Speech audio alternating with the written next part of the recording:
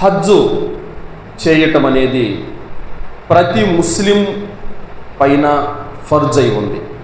అంటే మక్కాకు వెళ్ళి హజ్ యాత్ర చేయటం అనేది స్తోమత కలిగి ఉన్నటువంటి ప్రతి ముస్లిం పైన ఫర్జ్ అయి ఉంది, తప్పనిసరి అయి ఉందన్నమాట. ముస్లిం పురుషుడైనా సరే, ముస్లిం స్త్రీ అయినా సరే, డబ్బు ఉంటే గనక అలాంటి వారందరి మీదుగా జీవితంలో ఒక్కసారి హజ్జు చేయటం తప్పనిసరి. సోదరిమణులారా, హజ్జు చేయటం అనేది ప్రతి ముస్లింకు తన జీవితంలో ఒక కోరికలా ఉండిపోతుంది. ఎప్పటికైనా నేను తప్పకుండా హజ్జు చెయ్యాలి అనే ఒక కోరిక, ఆశ బలంగా ఉంటుంది. మక్కాకి వెళ్ళి నేను హజ్జు చెయ్యాలి అని. అయితే హజ్జు చేయాలనుకున్నటువంటి ప్రతి ముస్లిము తప్పనిసరిగా తెలుసుకోవాల్సినటువంటి విషయం ఏమిటంటే తౌహీద్ అనేది తెలుసుకోవాలి. తౌహీద్ లేకుండానే హజ్ చేస్తే ఆ హజ్జు ఏ విధంగా కూడా వారికి లాభదాయకం కాలేదు. ఇండియా నుంచి ఎంతోమంది ముస్లిములు హజ్జు యాత్ర కోసమని వెళుతున్నారు, కానీ వారికి తౌహీద్ జ్ఞానం లేని కారణంగా ఆ హజ్ యొక్క పుణ్యాన్ని వాళ్ళు కోల్పోతున్నారు. హజ్ అనేది ఒక మహా గొప్ప దైవారాధన. ఎవరైతే హజ్జు చేస్తారో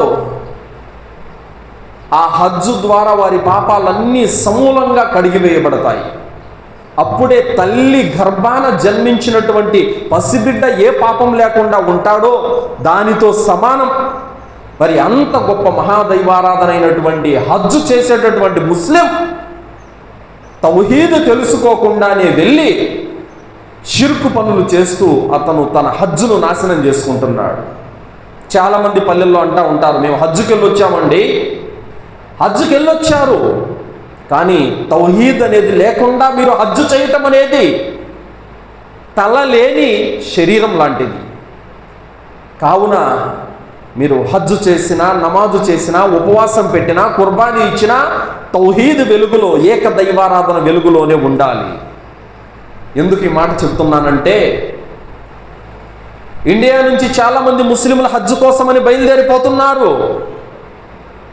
ఏ మౌలాలి దర్గా మీదనో, ఏ మస్తాన్ వలి దర్గా మీదనో, ఏ గౌసు దర్గా మీదనో ప్రేమను, భక్తిని, విశ్వాసాన్ని పెట్టుకొని హజ్జు చేస్తున్నారు.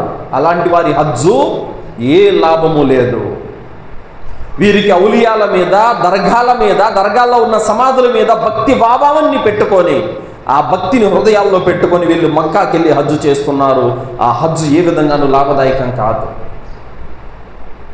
మరికొంతమంది ముస్లింలు అయితే గనక దారాలు, తాయెత్తులు, కడియాలు ఒంటి మీద పెట్టుకొని అలాగే పవిత్రమైనటువంటి హజ్ యాత్రకు వెళ్ళిపోతా ఉన్నారు. వారికేమో ఈ తాయెత్తు కట్టుకోవడం వల్ల నాకు జబ్బు తగ్గింది, ఈ దారం వేసుకోవడం వల్ల నాకు బిడ్డ పుట్టాడు అనే నమ్మకం కలిగి ఉన్నారు. అలాంటి నమ్మకంతో వాళ్ళు హజ్ యాత్ర 10 సార్లు చేసినా కూడా ఆ హజ్జు లాభదాయకం కాదు.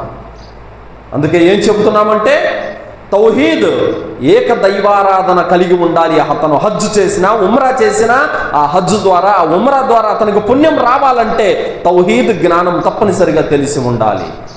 తౌహీద్ జ్ఞానం నేర్చుకోకుండానే, తౌహీద్ తెలుసుకోకుండానే అతను ఒంటి మీద తాయెత్తు, దారం పెట్టుకొని అలాగే హజ్జు చేసినట్లయితే ఆ హజ్జు అతనికి ఏ విధంగానూ లాభం చేకూర్చదు. అలాగే ఒక వ్యక్తి మా ఊర్లో ఫలానా మస్తాన్ వలీ బాబా దర్గా చాలా పవర్ఫుల్, ఆయనే నా దేవుడు అనే నమ్మకం హృదయంలో పెట్టుకొని అతను హజ్ యాత్ర చేస్తే ఏ లాభము లేదు. కావున ఈ పీర్ల మీద, ఈ సమాధుల మీద, ఈ దర్గాల మీద భక్తి భావం పెట్టుకొని అతను హజ్జు చేస్తే లాభం లేదు. కావున తౌహీద్ తెలుసుకొని, తౌహీద్ జ్ఞానాన్ని నేర్చుకొని తర్వాత హజ్జుకి వెళ్ళాలి. నీ నమ్మకం, నీ ప్రేమ, నీ భరోసా, నీ భక్తి, నీ విధేయత మొత్తం ఒక్కడైన అల్లా పైన ఉండాలే తప్ప కశ్మూర్ దర్గాకి వెళ్ళి రొట్టె పట్టుకున్నాను, నా కొడుకు ఉద్యోగం వచ్చింది, కశ్మూర్ దర్గాకి వెళ్ళి రొట్టె పట్టుకున్నాను, నాకు బిడ్డ పుట్టాడు, కశ్మూర్ దర్గాకి వెళ్ళి రొట్టె పట్టుకున్నాను, మా నాన్నకు ఆరోగ్యం బాగైంది అనే నమ్మకం నువ్వు పెట్టుకొని హజ్జుకి వెళితే లాభం ఏంటండి? ఇచ్చేవాడు, ప్రసాదించేవాడు, తినిపించేవాడు, అన్నీ చేసేవాడు అల్లా ఒక్కడే. ఈ నమ్మకం ఉండాలి. కాబట్టి ఈ అండపిండ బ్రహ్మాండాన్ని, సకల జగత్తును పుట్టించినవాడు అల్లా అయినప్పుడు మరొకరి మీద నమ్మకం పెట్టుకొని మనము హజ్ యాత్ర చేసినట్టయితే గనక ఆ హజ్జు వృధా అయిపోతుంది. అలాగే హజ్జుకి వెళ్ళే ముందు ఒక ముస్లిం ఎలా ఉండాలి? నేను తెలిసి తెలియక తప్పులు చేశాను, తెలిసి తెలియక నేను దర్గాలను సమాధులను దేవుళ్ళుగా భావించాను, తెలిసి తెలియక మూఢనమ్మకాలకు పాల్పడ్డాను, ఈ తాయిత్తులు దారాలు వాస్తులు శకునాలు నమ్మాను, ఇక మీదట ఇవన్నీ కూడా నేను పక్కన పెట్టేస్తున్నాను, ఇలాంటి వాటిని నేను ఇంకా నమ్మను, నేను నిన్నే నమ్ముకుంటాను, నీపైనే విశ్వాసం పెడతాను, నువ్వు తప్ప మరొక ఆరాధ్య దైవం ఎవడు లేడు అనే సంకల్పం గట్టిగా చేసుకొని తౌబా చేసుకొని అతను హజ్జుకు బయలుదేరాలి. అలా కాకుండా హృదయంలో మస్తాన్ వలీ పట్ల, మాబూ సుబాన్ పట్ల, కస్మూర్ దర్గా పట్ల, అజ్మీర్ దర్గా పట్ల, సమాధులలో ఉన్నటువంటి బాబాల పట్ల, వీళ్ళందరి పట్ల భక్తి భావం విశ్వాసం భరోసా హృదయంలో పెట్టుకొని అదేవిధంగా అతను హజ్జు యాత్రకు బయలుదేరిపోయినట్లయితే గనక అతని హజ్జుకు రవ్వంత పుణ్యం కూడా రాదు, అతని డబ్బులు వేస్టే, అతని శ్రమ వేస్టే, అతని పుణ్యాలు కూడా వృధా అయిపోతాయి.